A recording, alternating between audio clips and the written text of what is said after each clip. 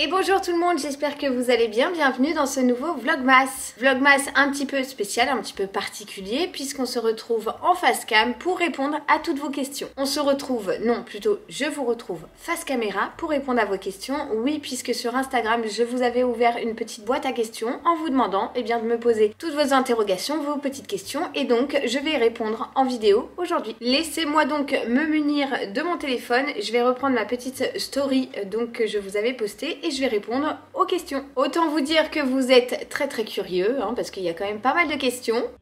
Beaucoup de questions, oui, mais aussi beaucoup de messages d'amour, d'encouragement, de bienveillance et tout. Et rien que pour ça, je voulais faire cette vidéo pour vous remercier au quotidien de me suivre dans mes petites aventures de la vie de tous les jours. Voilà, et vraiment vous êtes adorable. J'ai une communauté, je ne cesserai de le dire, franchement tellement bienveillante, tellement adorable, tellement gentille, tellement pleine d'amour et tout. Et c'est vraiment ultra touchant et ça m'apporte beaucoup, sachez-le, au quotidien. Vraiment, c'est un bonheur.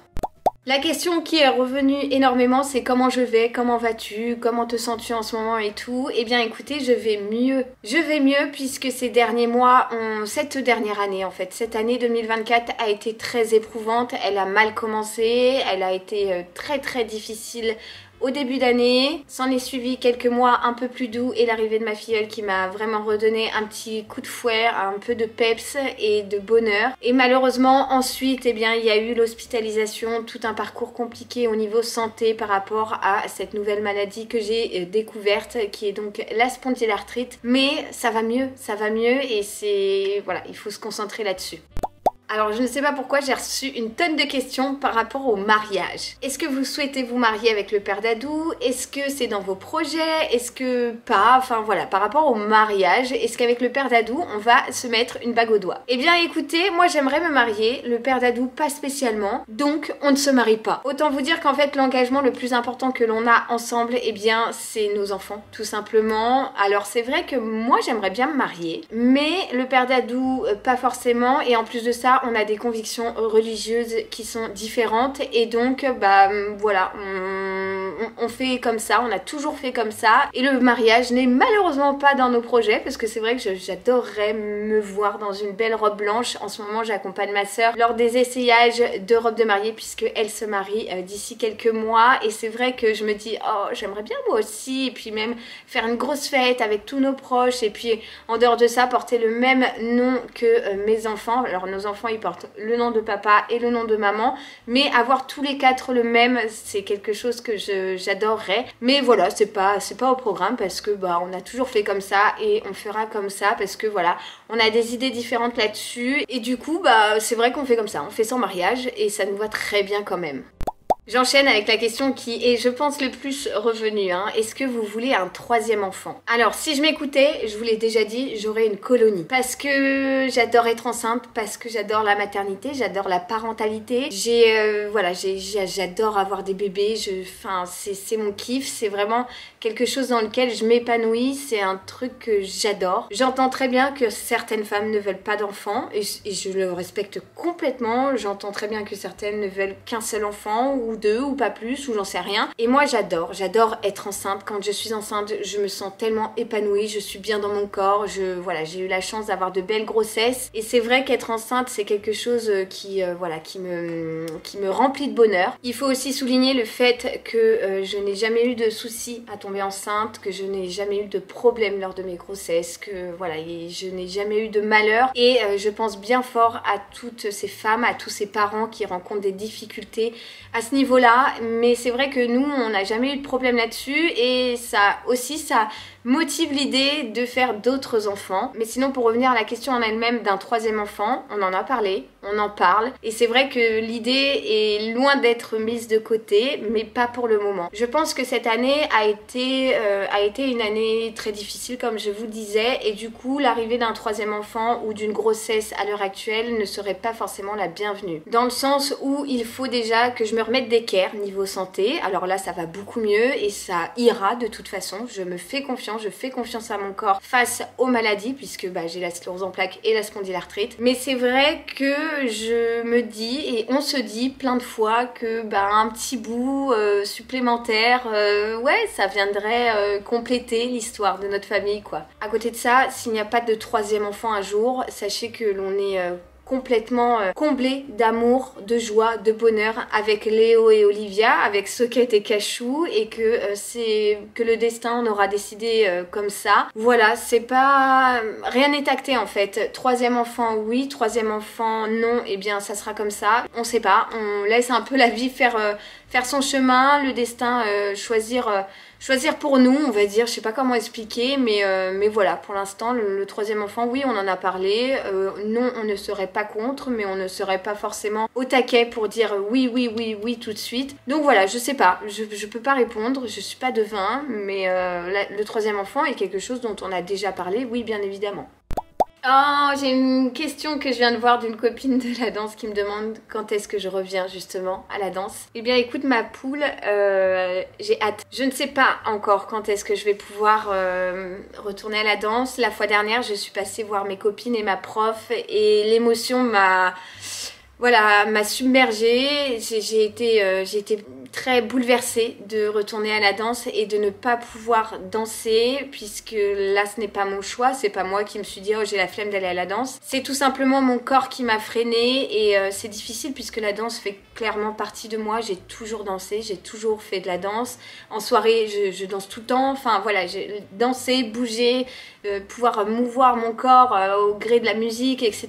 C'est vraiment quelque chose qui me fait vivre, qui me fait vibrer. Je suis loin, très très loin d'être une danseuse étoile professionnelle ou ce que vous voulez, mais c'est quelque chose que je kiffe, que j'adore. Et cette année, de ne pas pouvoir reprendre la danse avec mes copines, eh bien ça a été difficile parce que je m'étais promis que la maladie ne déciderait pas à ma place, et là clairement j'ai pas eu le choix. Nous avons vu le docteur il y a quelques jours de ça, je sais même plus, et pour l'instant il m'a dit d'y aller doucement, de reprendre vraiment une activité très douce, calme, etc. Bon voilà, autant te dire que bah, c'est pas trop le truc si je fais des pirouettes, des sauts, etc., des chutes au sol. Donc pour l'instant je sais pas, il faut vraiment que je m'attelle à remuscler tout le bas de ma jambe en fait, que je ne pouvais plus mobiliser suite à ma poussée de spondy. Mais crois-moi que dès que je pourrai revenir à la danse, je serai la première au cours, à la première heure, à la première minute qui soit, puisque j'ai envie de me bouger, de me remuscler, de tout faire pour pouvoir redanser, et j'ai hâte, j'ai vraiment très hâte, vraiment vraiment. Si vous me suivez lors de ces vlogmas et dans les vlogs auparavant, je vous parle pas mal des travaux qu'il y a dans notre maison. À savoir que l'on est propriétaire de cette maison depuis 3 ans. Oui, un peu, si, depuis 3 ans, ça va faire 3 ans. On a fait énormément de travaux, on a essayé de la faire à notre goût. C'est loin d'être terminé, mais actuellement, nous faisons de gros travaux de rénovation. Et le week-end dernier, nous avons changé de pompe à chaleur. On avait une pompe à chaleur qui était vraiment ancienne, qui devenait obsolète. Et donc on a fait changer tout ça. On est également en train de refaire toute l'isolation extérieure de la maison, enfin de faire toute l'isolation extérieure de la maison, et donc de refaire le crépi. On va changer les volets, enfin bref voilà, ça c'est des travaux de grande ampleur qui sont en train de se faire. Je vous dis ça puisque j'ai reçu beaucoup de questions. C'est quoi les travaux en ce moment? Qu'est-ce que tu fais comme travaux? Quels sont les futurs travaux dans la maison? Alors j'aimerais bien un jour pouvoir vous répondre, ça y est, il n'y a plus rien à faire, mais dans une maison il y a toujours quelque chose à faire. Donc pour ce qui est de la pompe à chaleur et de la rénovation en gros et énergétique de la maison, c'est des choses que l'on a confiées à des ouvriers, à des professionnels, puisqu'on n'est pas capable de le faire nous-mêmes. En revanche, le père Dadou a attaqué la chambre en bas, donc celle qui donne sur notre dressing, qui sera donc la chambre d'amis, etc. Et dans cette chambre, il a déjà décollé tout le papier peint, il a repeint le plafond, il a fait la première couche de blanc, on a également fait un mur complètement noir, donc un mur qui est pas très grand, mais c'est là où ira la télé. Et ensuite, il voudrait s'attaquer, je crois, semaine prochaine au parquet, et on va pouvoir ensuite bien s'attaquer à la déco, à l'aménagement et tout, sachant qu'on va faire ça qu'avec de la récup, mais ça sera pas mal, et je pense qu'on va pouvoir faire un petit truc assez sympa. Ensuite il y aura la terrasse à refaire, enfin à carreler et tout. On veut faire la salle de bain des enfants, on veut refaire notre salle de bain, enfin bref, il y a aussi la salle de bain d'en bas, oui, puisque nous avons 3 salles de bain dans la maison, et voilà, il y a toujours des trucs. On voudrait repeindre toute la cave, on voudrait se créer une buanderie, enfin voilà, il y a plein de choses, il y a toujours des choses à faire dans une maison. Alors, j'ai eu quelques questions aussi me demandant si Léo était toujours embêté à l'école, est-ce que ça allait mieux, est-ce que les soucis qu'il a pu rencontrer avec certains, enfin surtout l'un de ses camarades, étaient réglés. Alors, c'est réglé plus ou moins, il y a toujours des petits épisodes ici ou là, mais maintenant, depuis que j'ai vraiment tapé du poing sur la table, je pense que l'équipe pédagogique, que ce soit au niveau de l'école ou de la mairie pour le temps de cantine, eh bien sont aux aguets en fait pour surveiller. J'ai confiance en eux et on a aussi beaucoup discuté avec Léo sur l'idée et sur le fait surtout qu'il ne doit pas se laisser faire, qu'il doit aller directement voir un adulte et surtout maintenant on lui dit de se défendre quoi, très clairement, il va pas se laisser taper comme ça. On lui pose tout le temps la question, tous les soirs. Je vous avoue que j'ai quand même cette idée là qui me trotte en tête de me dire comment je vais le récupérer. Est-ce qu'un souci aura eu lieu dans la journée? Voilà, c'est quelque chose qui est encore très marqué et néanmoins ça va mieux. Ça va mieux en tout cas ces dernières semaines. Je dois dire que j'ai pas ouï dire quoi que ce soit à ce sujet là et je croise les doigts pour que ça continue. Affaire à suivre et j'espère très sincèrement que ça ira parce que il est hors de question que mon fils resubisse à nouveau des violences de la sorte quoi. Alors j'ai une petite question qui m'a fait sourire. Qu'est-il arrivé à la patte de Socket? Alors Socket, sachez que nous l'avons adoptée puisque elle était handicapée. Socket est née avec un problème au niveau d'une patte. Elle a un petit moignon, en fait elle a pas de patte. Voilà, il lui manque la moitié de sa patte. Je sais pas trop comment vous expliquer, mais c'est comme si vous aviez votre jambe qui était coupée au niveau du genou, comme si elle était amputée. Alors elle boite, oui, Socket boite. Alors elle boite, voilà. Mais elle n'en souffre pas du tout. Et on l'a adoptée justement puisque elle allait être placée à la SPA, etc. Sauf qu'à la SPA, apparemment, les animaux qui sont handicapés ne sont pas proposés à l'adoption et il était hors de question de découvrir la photo de cette petite chatoune et de savoir qu'elle allait très certainement être euthanasiée. Donc le père Dadou et moi, ni une ni deux, nous avons pris la décision de lui sauver la vie et quel grand bonheur et quelle merveilleuse décision on a prise puisque Socket est vraiment le chat le plus adorable qu'il puisse exister. C'est vraiment un chat, mais d'une, elle est très drôle, de deux, elle est, oui, très bébête, mais ça nous fait beaucoup rire. Elle est hyper câline, elle est adorable avec les enfants, elle adore jouer, elle fait pas de bêtises, elle fait pas pipi ou caca ou je ne sais quoi à côté de sa litière. Elle ne nous fait des griffes sur rien du tout. C'est vraiment, enfin c'est ma Socket. Je l'aime trop.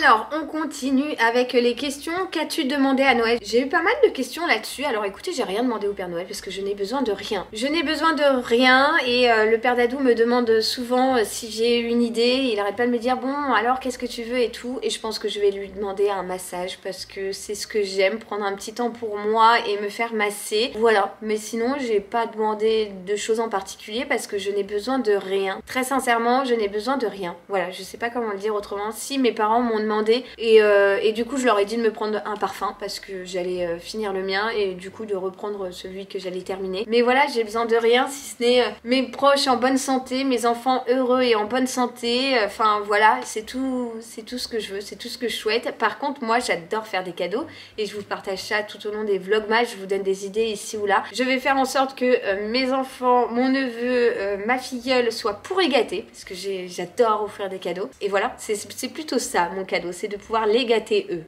Alors j'ai trouvé cette question intéressante. Bonsoir, je te suis depuis la grossesse de Léo. Que penses-tu de ton évolution YouTube? Alors mon évolution sur YouTube, si je parle en termes de contenu, j'ai complètement bifurqué. Maintenant je ne fais plus du tout de vidéos beauté ou mode à proprement parler. Je ne fais plus de vidéos avec un sujet bien précis, mais je me consacre au vlog. Le vlog c'est vraiment quelque chose que j'adore puisque je partage avec vous à la façon nature peinture comme j'aime le dire. Vraiment, j'ai pas envie d'artifice ou quoi que ce soit. Et je pense que ce YouTube là, parfois me manque. C'est vrai que j'aimais bien filmer des vidéos sur des crash tests de beauté, sur voilà, des trucs de mode, des idées, des trucs comme ça. J'adorais ça et je ne dis pas que je n'en referai jamais. Mais le vlog est quelque chose qui me permet d'avoir une parole un peu plus libre, un peu plus, voilà, nature et c'est ce que je recherche. Après, si tu me parles de l'évolution en termes de chiffres, Alors en termes de chiffres, je suis toujours au même nombre d'abonnés, c'est-à-dire que des fois j'en prends, des fois j'en perds. Donc ce qui fait que je reste au même chiffre. Donc ça c'est pour les abonnés. Et pour ce qui est des vues, alors les vues ça varie tellement sur YouTube. Beaucoup moins de personnes regardent YouTube maintenant, depuis qu'il y a notamment tout ce qui est réel et tout sur Instagram. Et bien évidemment l'arrivée de TikTok sur les réseaux. Et donc eh bien c'est vrai que les personnes regardent moins les vidéos YouTube. Je ne fais pas partie de ces gens-là parce que moi je suis très adepte des vidéos YouTube et d'Instagram. Et c'est vrai que mes vidéos sont parfois moins importantes qu'auparavant, mais ça ne me gêne pas puisque, comme j'ai déjà dit, je sais plus en story ou en vlog, je sais plus trop. Celles et ceux qui regardent, c'est vraiment le noyau dur, c'est vous, et c'est ce qui fait que ma communauté est si engagée et si, bienveillante et tout, et c'est ce qui me fait le plus plaisir en fait. Voilà, je sais pas trop si je réponds à ta question, mais je trouvais cette question plutôt intéressante dans le sens le contenu, les chiffres, voilà, c'est quelque chose que je trouvais assez intéressant en tout cas. Alors ensuite bien évidemment il y a pas mal de questions par rapport à ma sclérose en plaques puisque j'ai partagé avec vous le fait que je portais cette maladie depuis plusieurs années maintenant je crois, je sais même plus en fait, je suis un peu paumée dans les dates. Et il y a pas mal de questions par rapport à cette maladie. Est-ce que je ressens beaucoup de fatigue par rapport à la CEP? Oui, il y a des jours où parfois je suis plus fatiguée que d'autres. Est-ce que c'est lié à la CEP ou pas? J'en sais rien. Mais c'est vrai qu'il y a des jours où la fatigue est davantage présente. Ensuite j'ai des questions sur mon traitement, sur l'évolution de la maladie.